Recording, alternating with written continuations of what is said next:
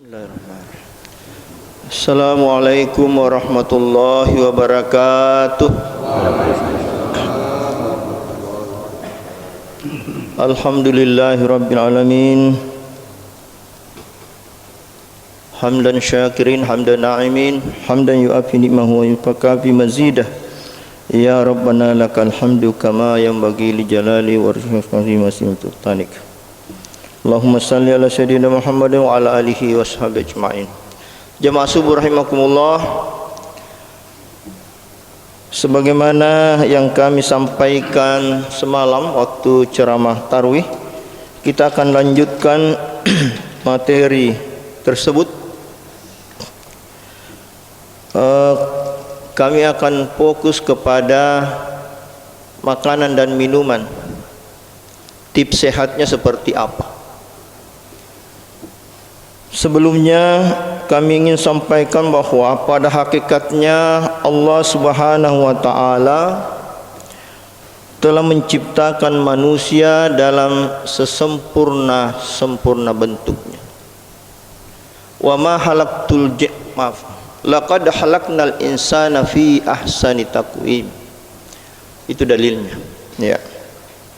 Sungguh Allah telah menciptakan manusia dalam bentuk yang sempurna. Ya.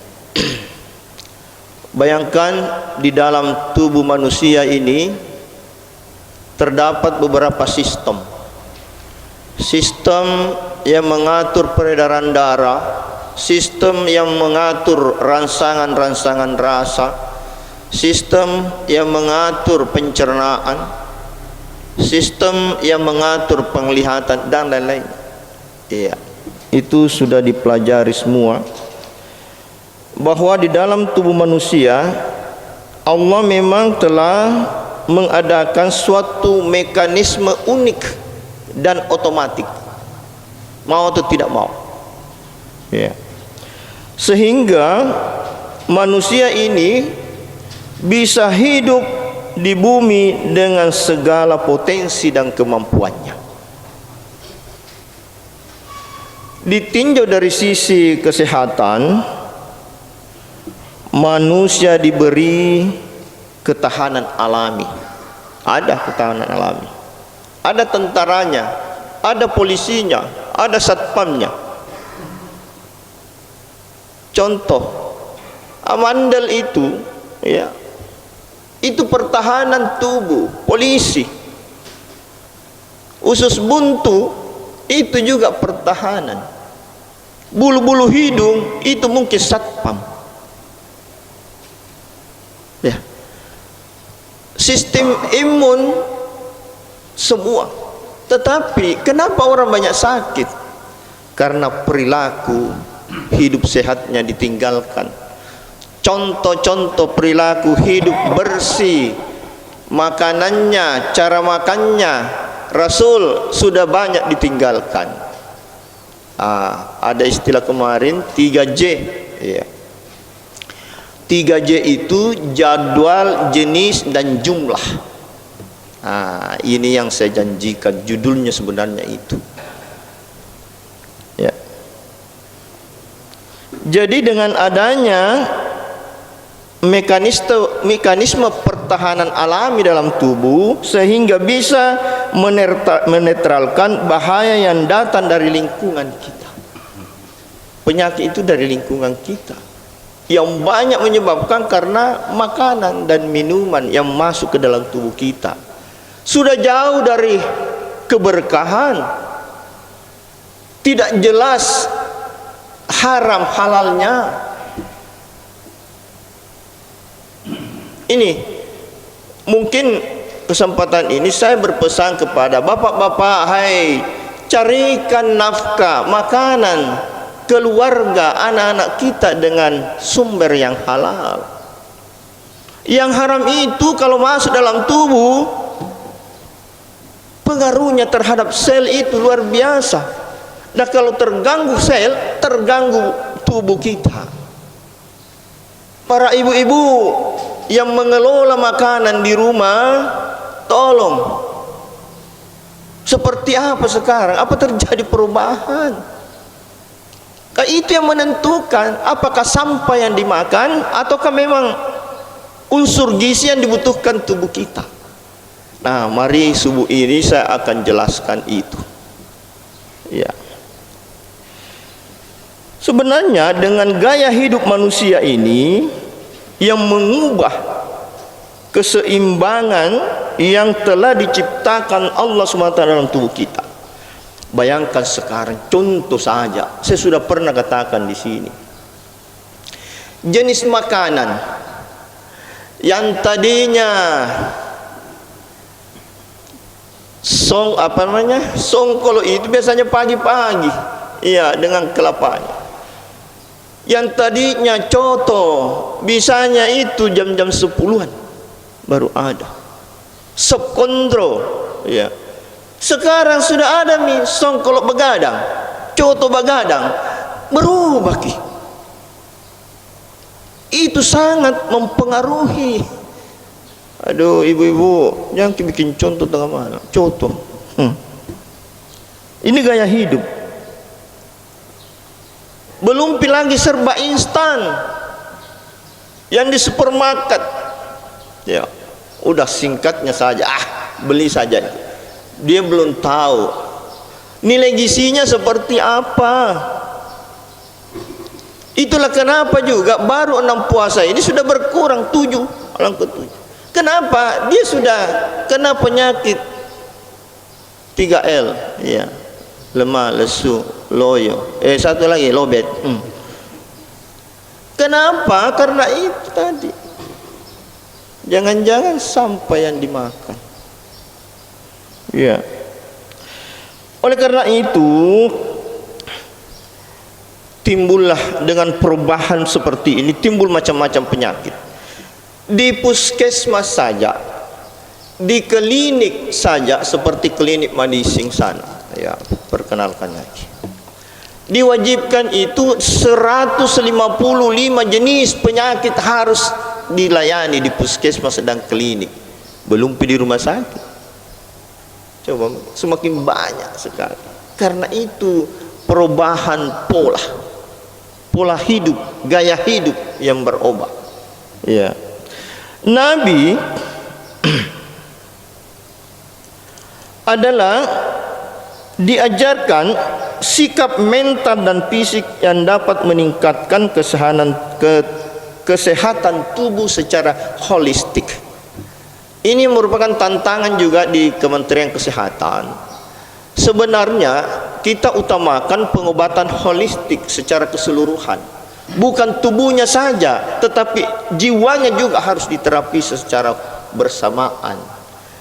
Yang terjadi sekarang, rumah sakit penuh, bikinlah rumah sakit penuh lagi. Dari mana penyakit ini? Ya, penyakit berat. Nabi itu berjiwa dan bermental sehat, memiliki tubuh yang prima. Menurut sejarah hanya 2 kali sakit dalam hidupnya. Sakit yang terakhir itu, yang kedua itu yang mengantarkan menghadap ke Allah Subhanahu Wa Taala. Ya. Jadi pola makanan, ya, sumber makanan, jenisnya seperti apa, ya, dan jadwalnya, ya. Itulah kenapa para ilmuwan meneliti antara kondisi tubuh ini dengan jenis makanan, jadwal makannya, kemudian jenisnya seperti apa. Ada saya mau sampaikan khusus karena di dalam bulan suci Ramadan ini, bagaimana tips berpuasa secara sehat, ya. Ini saya cuma sampaikan. Mari kita pilihan, ya, mau menerapkan tidak, terutama kita berbuka, ya. Jadi nanti saya sampaikan jenis-jenisnya ini dalam hal sahur tadi, ya, bagaimana berbuka, bagaimana antara pulang dari masjid tarawih dengan mau tidur. Ini saya sampaikan, ini penelitian, tapi ini pilihan. Saya cuma sampaikan pada saat sahur itu Saya kira sudah banyak yang baca. Dihimbau, diharapkan menghindari minum teh dan kopi. Ya. Kenapa kira-kira? Karena kalau teh masuk, kopi masuk, itu metabolisme berjalan cepat. Cepat terjadi haus. Metabolisme cepat sekali. Ya. Artinya pengolahan makanan cepat. Jadi cepat lapar, cepat haus. Meskipun itu tidak dehidrasi, tidak kurang cairan. Justru yang sangat dianjurkan bersahur itu makanan yang lambat dicerna dan memiliki serat yang tinggi. Yang mana lagi Pak Dokter itu? Yang lambat dicerna supaya lama bertahan dan memiliki serat yang tinggi. Antara lain gandum, ya, padi-padian, itu beras itu umumnya kita, kacang-kacangan, ya, biji-bijian, nasi merah. Ini ilmuwan mengatakan begitu. Silam kemaki belanja di pasar, kalau ibu bapak-bapaknya mau belanja, catat memang kini, ya. Tahu lagi Mas, sering belanja pasti Mas. Bagaimana kalau berbuka puasa Ki? Ya, ini dianjurkan jumlah, ya, jenisnya. Tapi saya lihat sudah mulai bagus ya. Kita tinggal pilih-pilih mami. Dianjurkan itu mengkonsumsi kurma. Nah, jadi kalau ada kurma, memang itu yang paling pertama dulu di ini. Urutannya sesuai sunnah. Kalau ada kurma, kurma dulu baru air putih. Kalau tidak ada kurma, air putih dulu baru yang lainnya. Ya. Nah, kemudian pada saat buka itu yang dikonsumsi bagusnya adalah pisang. Ya, pisang. Tapi jangan tosi ibunya pisang terus, bosan nanti. Ya, tidak apa-apa bervariasi, tapi ini ilmunya ya, ilmunya sampaikan Ki. Banyak kan model itu, otibonyo, apa namanya itu barongko atau barongki, sembarang, yang penting tadi dari pisang, ya. Jangan tosek pisang rebus tidak berselera nanti. Bagaimana caranya? Ibu-ibu meramu baru bawa Ki, ya, pergi di Soko Sentral kue itu yang ada pisangnya lah, ya. Nah, kenapa semua ini? Karena mengandung, ya, terutama ini kurma tadi, gula serat, karbohidrat, kalium, magnesium. Nah, dengan kurma ini kebutuhan nutrisi tubuh yang hilang selama berpuasa. Coba maki langsung kembali tenaga. Kemudian pisang ini sangat baik bagi tubuh karena sumber kalium, magnesium dan karbohidrat. Jadi mirip-mirip lah. Makan, kalau buka puasa apa tuh makanan yang kurang dianjurkan? Ada makanan yang digoreng-goreng, ya. Ya. Padahal ya, saya perhatikan itu angka tertinggi itu larisnya makanan buka puasa itu apa namanya itu yang digoreng-goreng itu jalan kote. Ibu kurang-kurang sedikit jalan kote. Tidak apa-apa kalau anak muda suka jalan kote, tidak apa-apa Ji. Itu terutama orang tua, Haji Jalil misalnya. Maaf Haji, malah si contoh opa. Jangan bagi pilih jalan kota kalau masih ada lain.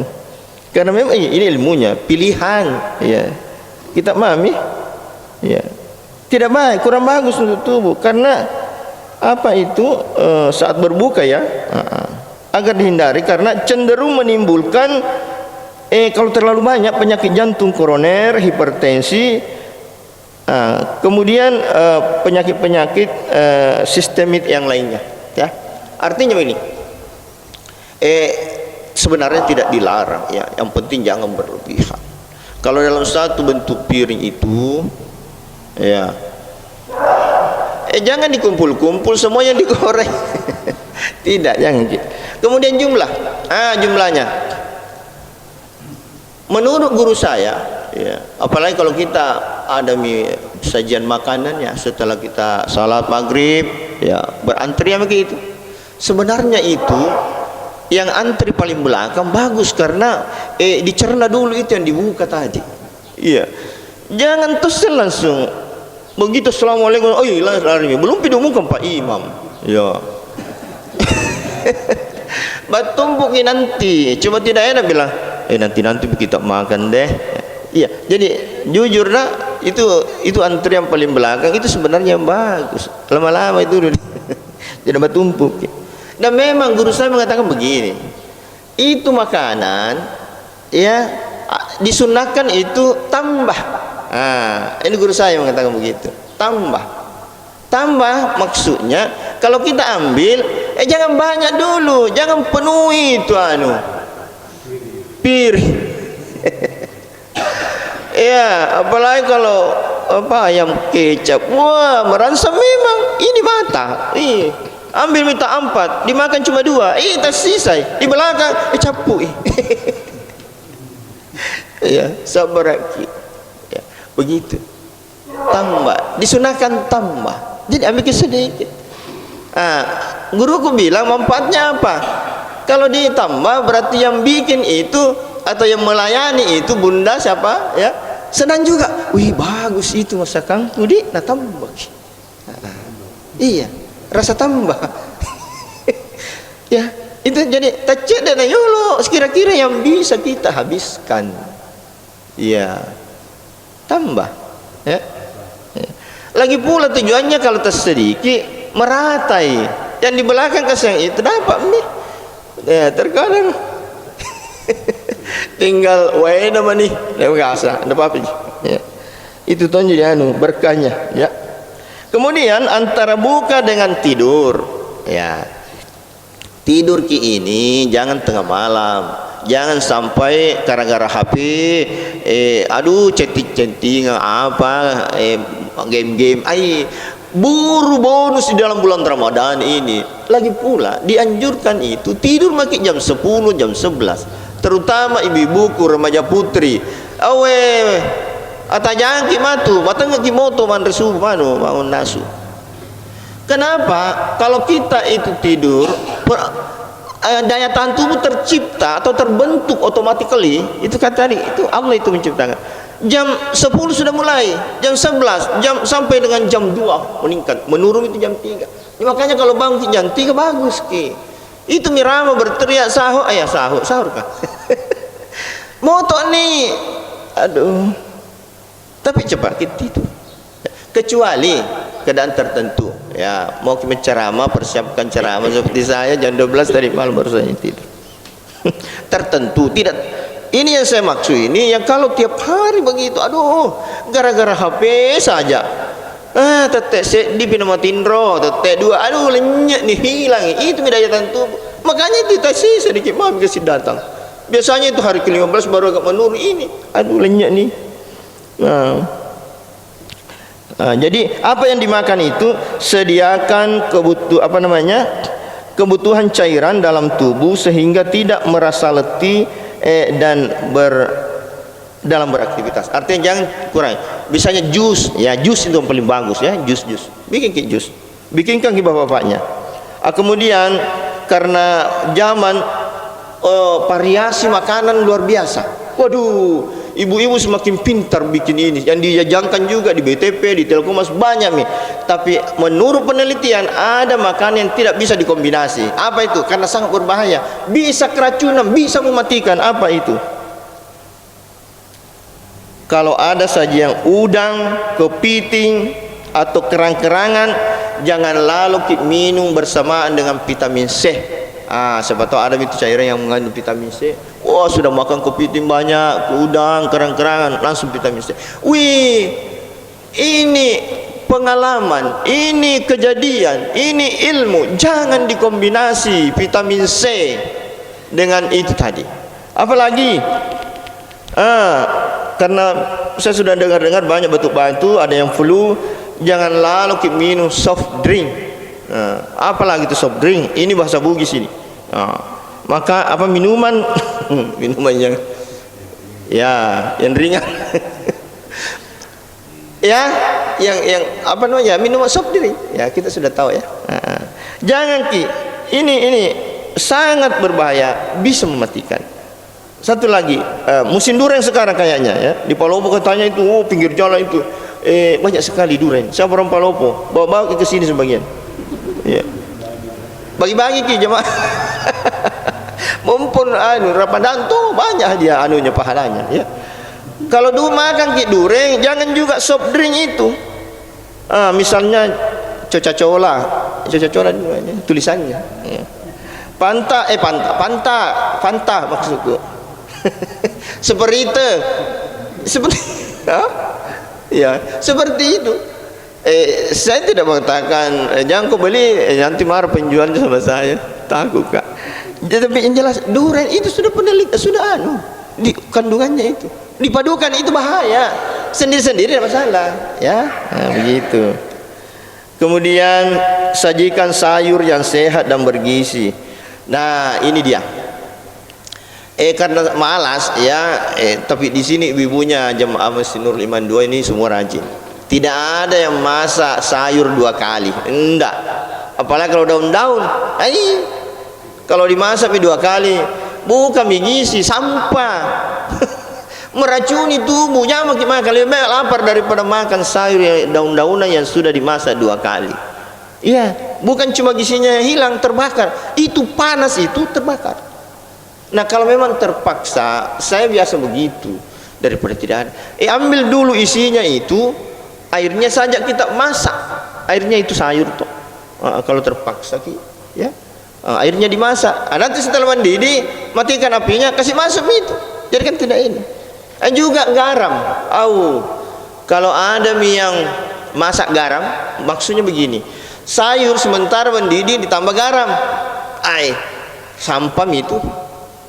Garam yang mestinya itu elektrolit yang dibutuhkan tubuh saat kita berpuasa kekurangan itu hilang karena apa? Menjadi racun kalau mendidih. Bagaimana caranya? 1, dinginkan dulu setengah dingin, baru kita tambahin garam. Ada juga yang paling bagus itu ada namanya garam meja. Maksudnya garam meja ya di meja ditaruh, bukan di dekat periuk.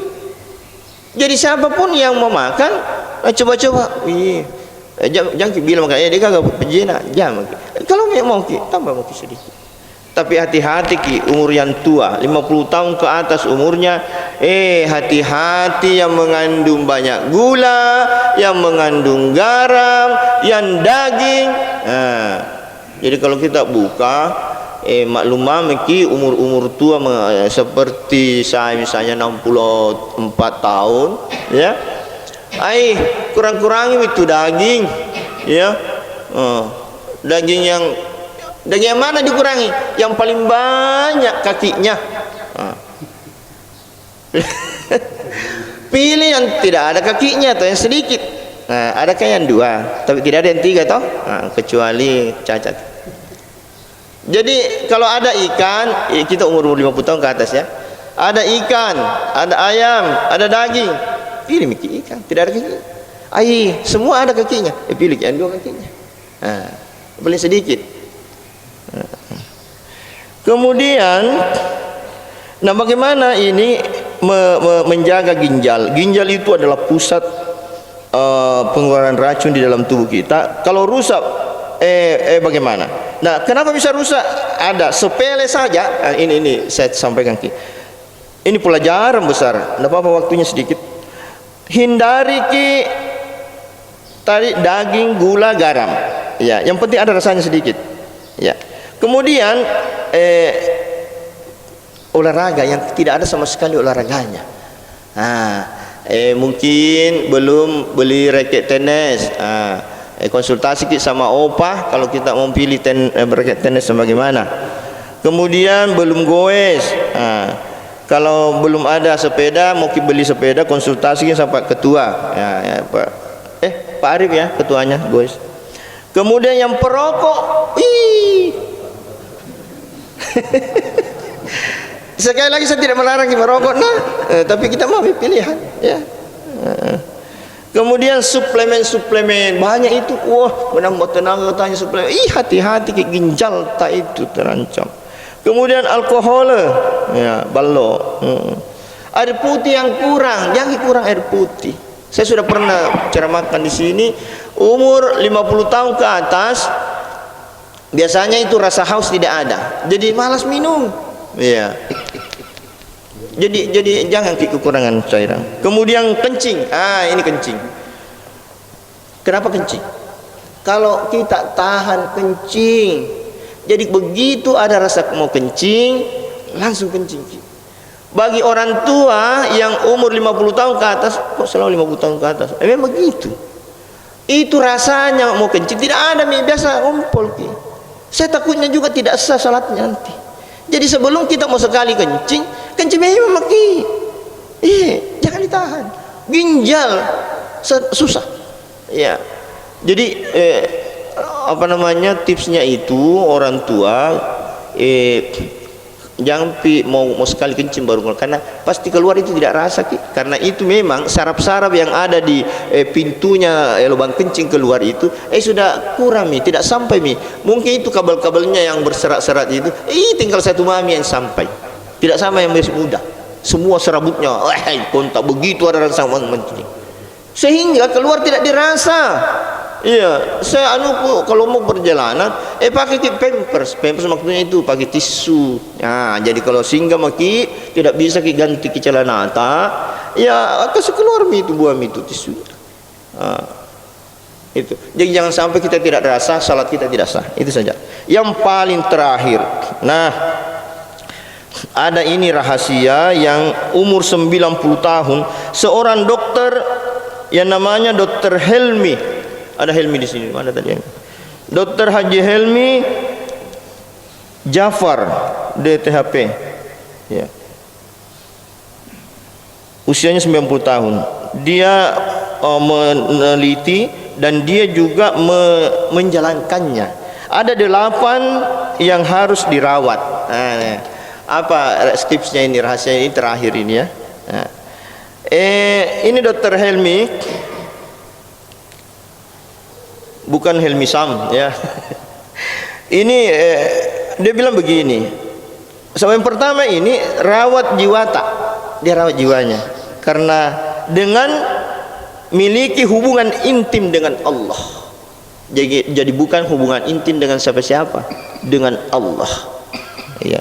Kemudian rawat otak, tadi jiwa, ya. Sekarang rawat otak kita dengan jangan kurang tidur.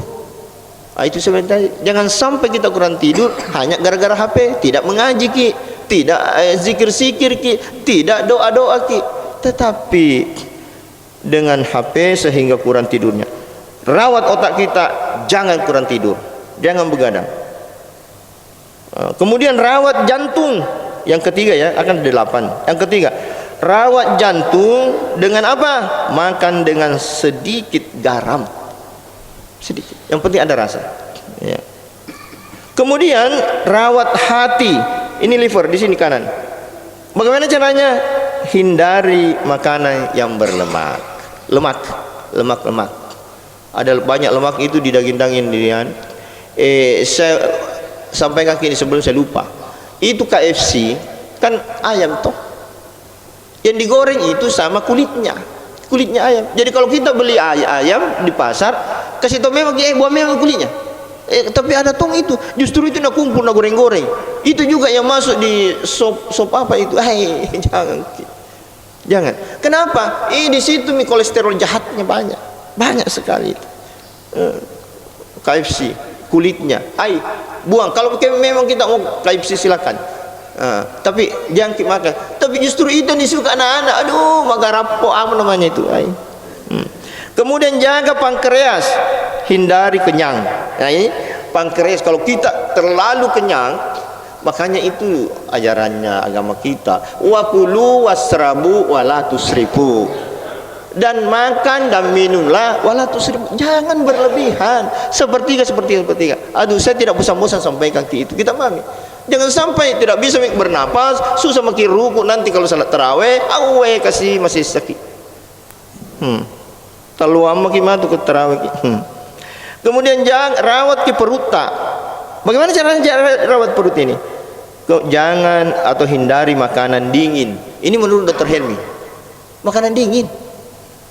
Jadi saya tidak mengatakan ibu kalau bawa es buah, roba namanya menjadi minuman buah, jadi tidak ada esnya toh. Ya, jangan pakai es maksudnya, ya. Minuman dingin, ya. Makanan dingin dan minuman dingin. Kemudian rawat ki ususta, ini yang ketujuh. Bagaimana cara merawat usus di dalam ini? Ganti ki junk food makanan dengan sayuran.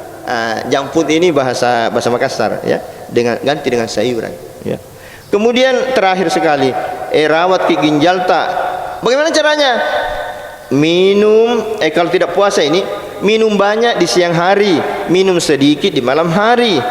Kemudian kosongkan kandung kemih sebelum tidur. Jadi sebelum tidur ke belakang ki dulu, kosongkan ki itu supaya ginjal tak tidak berat dan tidak membangunkan kita tengah malam sehingga tidur tak berkurang. Demikian yang saya sampaikan. Semoga tips-tips ini bisa bermanfaat untuk kita semua jamaah, sampaikan kepada yang lain, terutama berguna bagi saya dan keluarga saya. Lebih dan kurangnya mohon dimaafkan. Subhanakallah bihamdika asyhadu an la ilaha illa anta astaghfiruka wa atubu ilaik. Billahi taufiq wal hidayah. Wassalamualaikum warahmatullahi wabarakatuh. Waalaikumsalam.